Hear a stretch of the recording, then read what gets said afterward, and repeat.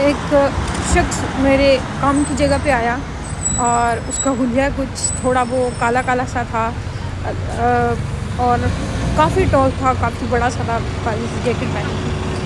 तो मेरा स्टाफ उसके साथ डील कर रहा था। जैसे नॉर्मल आप वॉक करके गुजर जाते हैं किसी के पास से, जैसे ही मैं उसके पास से गुजरी उसने मुझे बहुत हैरत वाली आंखों से देखा।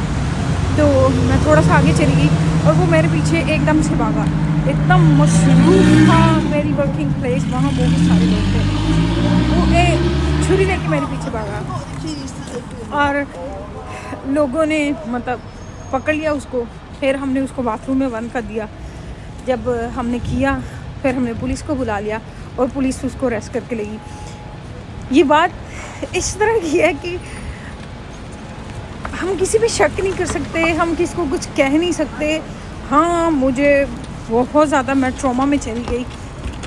कल से अभी तक मेरी जिस्म जो है ना वो बहुत ज़्यादा मतलब जैसे शेक कर रहा होता है। जैसे आप जब कहते हैं आप लंदन में रहते हैं और आप महफूज हैं, कभी कभी चीज़ें नॉर्मल नहीं लगती हैं।